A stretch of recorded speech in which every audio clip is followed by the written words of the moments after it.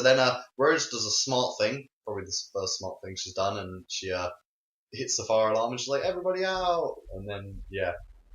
So then they run, and then somehow the headless Mickey manages to chase them quite well, actually, for being headless. Though it couldn't see. How do Autons see? That is a question. They're communicated by the nesting consciousness. Yeah, so they're telepathic. So the nesting consciousness, maybe has like access to like security cameras. Maybe because he sends like signals and stuff. I guess, yeah. So he could, so he clearly shows like he has powers to control some sort of electricity by using the London Eye as a communicator. So maybe he does like spoilers. Oh wait. Well, it doesn't matter. It doesn't matter. Yeah, if you haven't seen Rose in the last 10 years, then I think you probably should have. So it's your own fault. Spoilers warning. Bit late, but oh well. Spoilers warning. Yeah.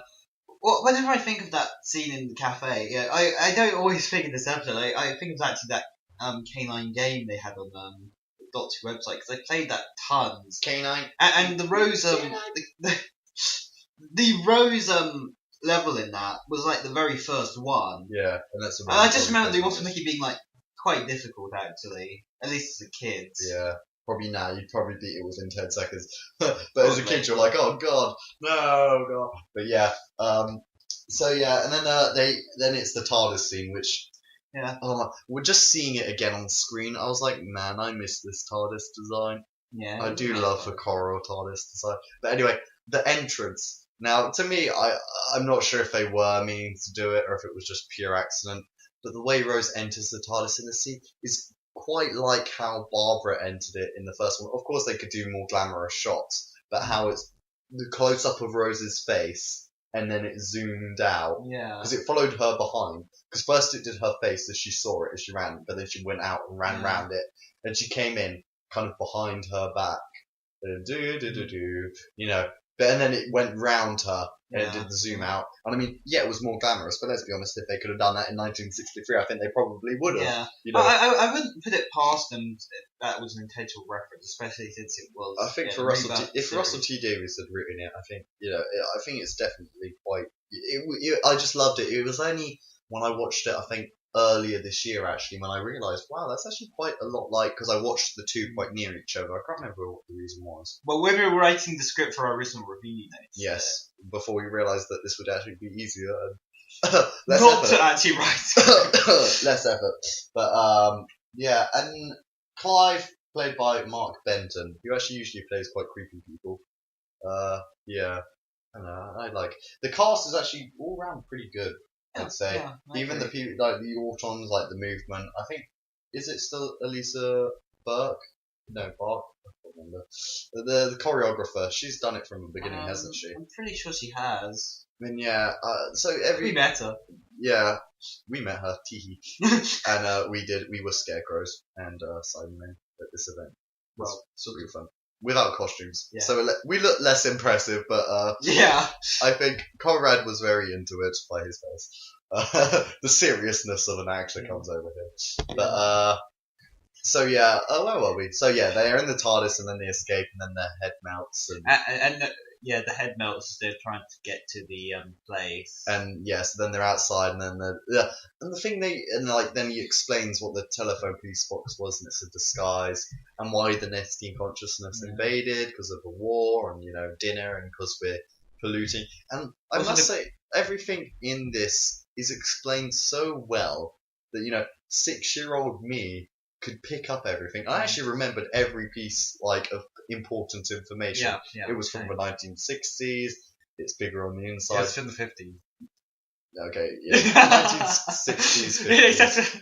Does he say that? Remember every information. Well, I meant, I remembered it was actually used. They said it was the 50s in the episode. I watched it this morning. It was used in the 60s as well. Right? It was, but I mean, they said in the episode the 50s. Well, they smell. Yeah, it's just, God. They explained it so well that anybody could pick it up, new viewers, and that was the important thing because it had 10.81 million people were watching this, and probably over half of them were probably new. people watching, because I think that's pretty much just the UK. Oh, have a look at the final ratings for like Survival. What, for Survival? Yeah, I mean, but by contrast, how was it the classic series and how was it? Alright, yeah. And like, so you can get a rough estimate of the percentage. Yeah. Let's just look at that. Let me just talk a bit while I get that up. Yeah. That's Comrades. How about that? How about that? Okay, so Survival was watched by 5 million. The last one was 5 so million. So that's like doubled. So it was doubled by everything, and basically, yeah. So it had a big audience, and it had a lot to live up to, because classic fans were expecting it to be good. Because I mean, it started production in 2003, so I think that's probably why Series 1 had probably some of the strongest overall season. Probably because it had like 2 years really to work on scripts. Sort of. I mean, it was more. I think the first 2003 was more planning. Russell T Davies, I think, had already started his kind of preliminary planning when he had to, because he had to say it to the producers at the BBC. Yeah, no, I'm pretty sure that all happened in 2003. Yeah, he did. He was doing that, but I mean, he probably had to present something, so he probably already started writing one episode. Sort of. I can't remember the exact story, but I think it was just. I don't remember exactly. There was a story to it. Probably. You can look it up on Google, guys. Yeah, guys, we're not doing everything for you. Yeah. But, this is a show which you're watching for free. Don't expect us to do any more. We've done everything. I've told you, they originally Judy and Mikey, but that's enough trivia for you. So no more. So then the Doctor's like, oh, it must be invisible, a massive dish, yeah. And I love that. I always love that scene, that he just didn't see it. It was right in front of him. Yeah. Because he's so smart, he's not thinking of the simple kind of thing. Yeah. And it's like, what? And he turns around, it's like, oh.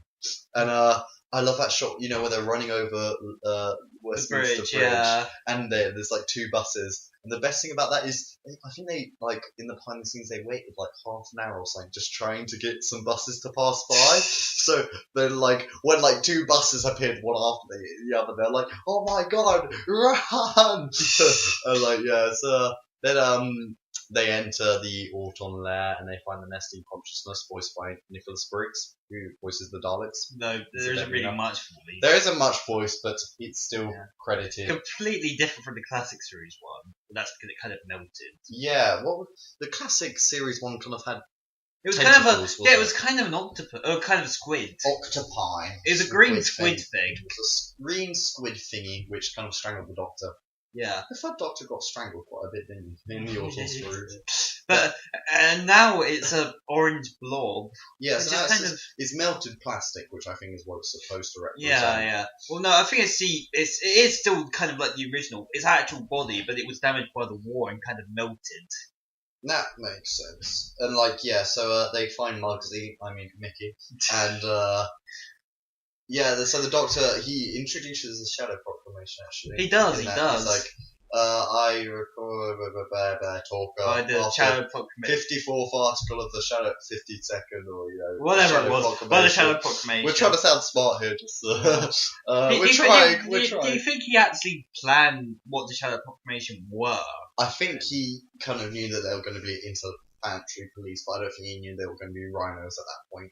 Well, rhinos and women with red eyes. I think he would have I think he kind of thought about that after he thought, Series 3 open up. Because I think if he had planned it, they would have been in Series 1 or started Series 2 at least.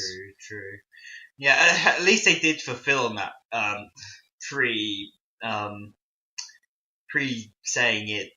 That's probably I don't have to phrase it, but unlike they mentioned the terrible Zodan in the classic series several times. He never appeared. Yeah, that always annoys me. I actually want to see that.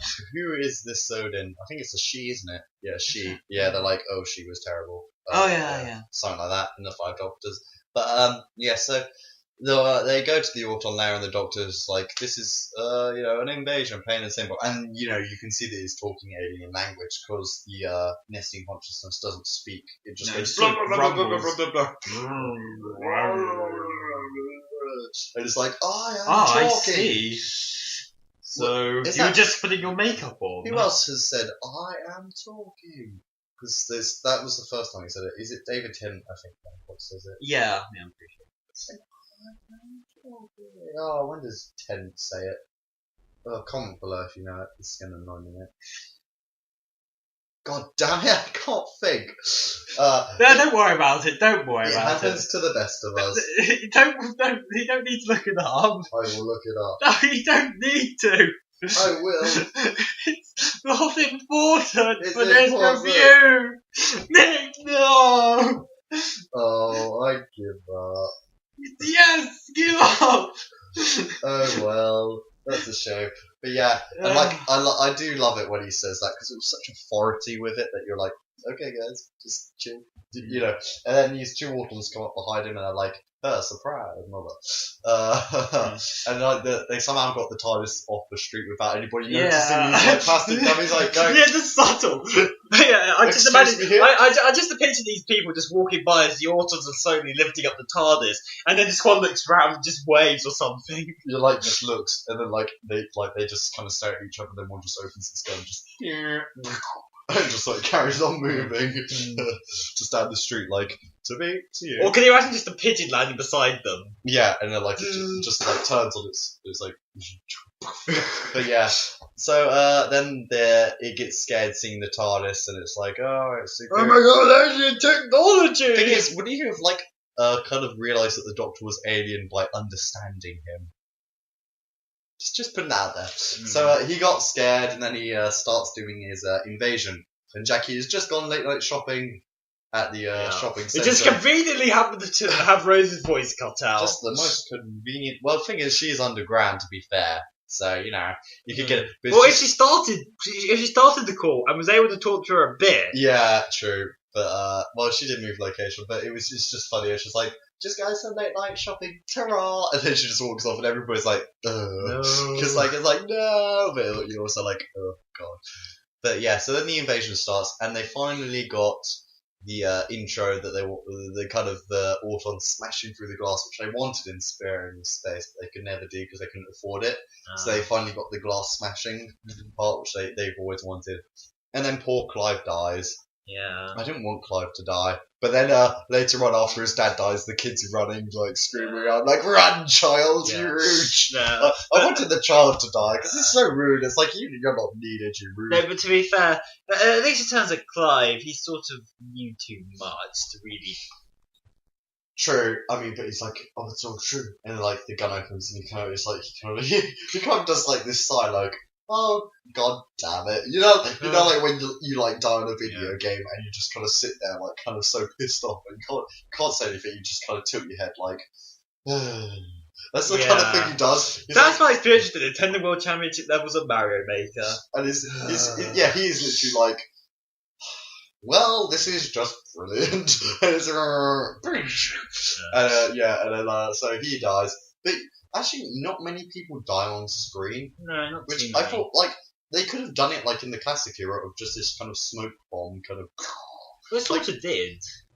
You see it a bit, but I mean, they didn't do it off any people. And like, No. I mean, Spearhead in Space had like the best like death ever of a front flip. Have you seen that guy die? He does a front flip. We've got to show the front flip while I'm saying this. The front flip is like the best part. I always look forward to the front flip in part 4. I'm like, whoa! But yeah, there were no front flips, which I was disappointed about. But then Jackie sees the Autons and runs for her life while throwing her shopping on the escalator. I'm sorry. Her handbag. No, it's because she's got her handbag, I think, in one hand, and then she just like goes, ah! And she just drops on the elevator. And like, yeah, she kind It's of her red flicks it. handbag. It's like, It is. I'm pretty sure she had a white handbag. Oh god! I will research. No. And like, yeah, so she throws one of her bags onto the escalator, and it's like, I'm sorry. Even if I was running for my life, I wouldn't throw my stuff away. I think because like when you're scared, your automatically nerves kind of go into a fist. Yeah. So you're more like holding on to stuff more than letting it go. But in fact, it does save a little bit of weight, I True. I don't know why we're talking about this anyway. So there's the anti-plastic, and Mickey is super coward at this point. It's like, no, just leave him. It's like, oh, shut up, Mickey. So then Rose kind of does her Tarzan swing on a chain which she doesn't even know could on her way. It's so lucky. The series could have ended terribly. What happens if she swung halfway and it wasn't even connected to anything that changed? She just kind of fell into the Nestie's consciousness. And then the Doctor's like, well, just the credits roll do. But I always wish she kind of did a Tarzan scream as she went along, because it was just as they went down, because that was. It's just kind of, she didn't really check health and safety, Yeah. And it's lucky even. Not a good message. Yeah, not a good message. Don't swing on chains, kids. It's not safe. But anyway, that's no good. As she's kind of chopping down the chain to swing on it, Jackie's being attacked by this the bride Autons, and there's always one mistake which always annoys me, which is at the side. So one opens its gun. A second opens its gun, and then there's a side shot of all three with their guns open, but then it shows a third one opening its gun, and it's like, oh, they've all opened their guns. I assume they probably meant it for the three to open their guns and then that happened, but that might be a boring shot if that did just do that. It doesn't matter too much. I barely noticed it when I was watching the episode. I notice every time. It's one of those things which now that you've seen it, haha, viewers, you're listening to this, you'll never not see it again. Well, I was told. And I didn't see it. Well, that's because you slept. But if you look for it, you will always see it now, and I'm one of those people who never forget those things. I always see it in the 50th, where he's got his scripts on the TARDIS console. Hey, Nick never forgets. I never forget. I never forget mistakes, and that is one I will never forget. I'll be on my deathbed and go, God damn it, those Auton brides! Why did you open 3 times? But yeah, so then Rose knocks the Nessie in consciousness, and luckily the anti-plastic. Yeah, luckily with the anti-plastic falls into the Nessie in consciousness. Yeah, that was a weird angle, because you would have expected the Auton, since it's holding it, it would have just fallen backwards and just thrown it on the back on the. Yeah, I do not know. It was just plot convenience. Yeah. Whatever, doesn't matter. We still enjoy it. So then, my favourite part of the Autons breaking down, and the best thing is if you add some dubstep music, or just any song really to it, which if you add it in, it looks like they're dancing. Their breakdown is like. I thought that more with the Sidemen in Sidemen. That's more like, I just can't get you out of my head. But yeah, this one's more like just kind of robot. They're doing this oh yeah. I kind of wouldn't be in for another couple of seasons. But yeah, I do love the Auton movement, kind of how they do that. So then they've saved the day, woohoo, the Doctor invites her on, and she basically leaves while being a massive dick to Mickey she goes, thanks, and it's like, for what? And she goes, exactly. It's like, well, that's just rude, you have been dating this guy for a while, Yeah, but presumably she's just not happy with how he was such a coward. Yeah, true. Which leads to his character development later. True. It's so harsh. It's like, thanks for nothing, basically. You suck. Goodbye. I would never leave someone like that. I just go, tell my mum I'll be back, or, something like that. But, well, no, and the thing is that beforehand, she initially says, oh, well, I've got to stay. I've got to look after Mickey and Bugsy. I've got to see my mum. Yeah, and then he comes back and it's like, and it's in time. And it's just like, whoa, that changes everything. Blah, blah, blah, blah. But I like how it's later revealed the reason why she did it was to meet her father and change that. Yeah. Well, it's kind of what it's referenced. So that's when he says in time. She's like, whoa. But to be honest, even someone, I wouldn't even care if it was a time machine. Just going to see other planets would be pretty epic. Yeah. Well, they don't do an episode 2. So yeah, and then that they go Satellite 5 in episode 2. Yeah, they don't even get further away than Satellite 5. No. Until new.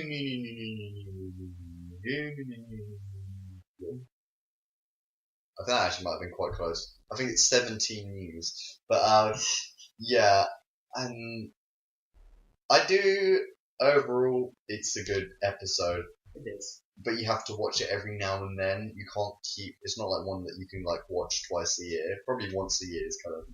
Like we did. It's one of those it's 8 out of 10. I'd give it. Yeah, something like that. 8.5. thing is, I just don't want to push it any harder. I think 8. I've been pretty solid on 8 ever since I rewatched it. So for me, I think it's an 8.5. Slightly. I think for me, it's slightly better than 8. 8.2. Okay. I will be kind. 8.2. But that is. The Autons, I think, were the right creature because they didn't have to explain much about them. They were shop window dummies that came to life. Yeah. It wasn't complicated. Yeah, it was a threat which is all around on Earth already. So you don't need to introduce you don't really need to introduce invaders from outer space. Really, I mean, kind of the Nesting consciousness kind of was, but it was very simple. It was simple. You have mannequins everywhere. And it's sort of showing the threat of the real world. It's a good way in order to introduce because they didn't need to be in it too much. It was kind of we knew that they were going to have a final invasion attack when they were attacking, coming to life. But apart from that, and it was just so well paced this episode. There's never one scene where you're like, well, this is boring, or you're kind of looking at the clock. I didn't find myself doing that at all because it was so well paced, and it's a shame that kind of there's episodes nowadays which can't kind of do that at all. And they had way more to fit into this story. They had to introduce the Doctor, introduce a new companion, the TARDIS, the sonic screwdriver, the concept of bigger on the inside. That's already To be fair, they introduced a lot in the Magician's Apprentice. True. That was yesterday for when we were recording it. For when we were recording this. So good! We like the Magician's Apprentice for whatever you say. Well, I think a lot of people do. Just judging my reviews. Some people say it's 50-50, but I think it's more 75-25, 75 liking it. Because I think it's Moffat's best script for a while. But anyway, this off topic. Yeah. Russell T. We're talking about Rose! Russell T. Davies. Rose, when you look back, as a child, she was favourite companion because she was your first one. Yeah. And you kind of get introduced into the world of Doctor Who through Rose's eyes, and that's why I think when Rose left in Doomsday, I was way more heartbroken than any other companion movie because I was way more connected to Rose because we started this adventure with her. But I definitely feel like she's still not that nice a person, really. She's still quite selfish. Well, the thing is, the Doctor makes a comment, which I think kind of describes her, about the whole world revolving around her. Yeah, it's and I think we do see that a lot over the series, that she just feels like she can do whatever, and she thinks that everything does revolve around her. It's just so really you think the world revolves around you? And it's yeah, kind of. Yeah, sort of. And then she's you're full of it. It's well, that's kind of... It was kind of a comment about herself at the same time, but not her realising it. Yeah. So she's kind of full of it, really. But to be fair, I do enjoy a lot of the episode she did. Yeah. And actually, this plot point of the thing the world revolves around her is kind of the driving force behind Father's Day. True, yeah, and and I love thinking she can do whatever she wants. Oh, I want to save my dad, so I can do it. And she learns the hard way. Of kind of forcing her dad to kill himself. But my God, Rose is always one which I enjoy when I put it back on.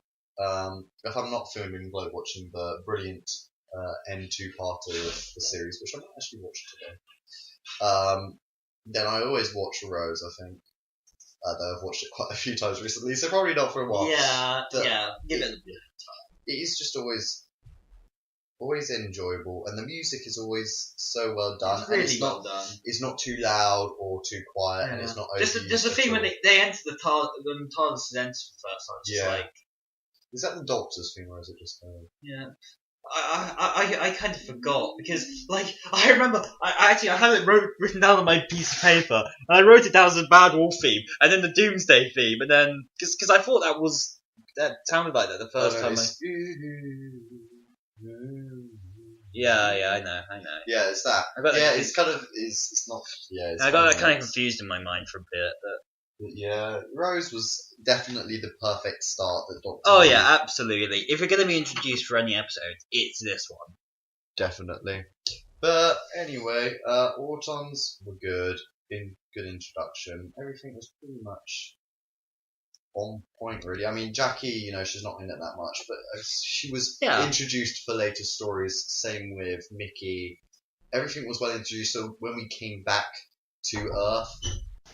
so that when we came back to Earth, that we already knew the characters, so it really introduced the setting and everything really, really well. Yeah, and we come back to Earth a lot. Yeah, because we don't really leave just the space zone outside of Earth for quite a while. Well, yeah. But I think it works in the context of the series. And I do think it really does. But I think, this draws our podcast discussion review to an end. Really? Of, for when this is split in two, but it's 52 minutes. Yep, at the moment. 52 minutes. Wow, I didn't even realise it went that long. Wow, this has been a nice long recording. It has. Well, to be fair, it's not that much more than our general Skype calls sometimes. Yeah, this is why we did the podcast, because, my God. We can talk. We can talk. About Doctor Who. Anything else is kind of like, Well, sometimes we can talk for quite a while about video games. It depends what game. Yeah, it does. But yeah. It does. So, we hope you enjoyed listening to our voices. Sorry. Especially mine, because my voice is beautiful. Yeah. Yeah, sorry the mic isn't the best, we're starting off. Maybe if we... The mic's okay. We might get some better ones. It's decent. It'll do. For It'll the moment. It'll do. But yeah, sorry, that's right. That was a very quiet track. That was a very refrained track. Like, I don't feel like doing much today. God, we can't other than meditating. We can't do Shrek voices. But yeah, so we think it's 8.2 out of 10. 8.5. Out of 10. Because it could be out of 100. Yeah. That would be really harsh. That would be really harsh. Out of 100. But, there wasn't enough Daleks in this episode to do bad. There was like a Cyberman Dalek face-off. But, so what did you guys think? Comment below. We'd love to hear other people's opinions because, it's nice to hear what other people have. This is, of course, just our opinion, so, please don't hate us for it. Or do, Or do, if you do. Yeah, it's up to you, really. It's your opinion. Yeah, it's up to the person. You need to be an individual. You can't just be a sheep. Find your own, unique, or not, just a few of us. It'll be okay. Yeah. So, we will see you next time, and we won't ruin everything with the next time trailer. For a review, which we haven't decided what to do yet, because that's how planned we are. Well, sort of. Yeah. I mean, I kind of. Spoilers. That's actually quite smart. Yeah, that was really bad. Well, I am smart without even realizing. Yeah, so we'll see you guys next time. Hope you enjoyed. This is Eyes of Harmony out. Goodbye. Farewell.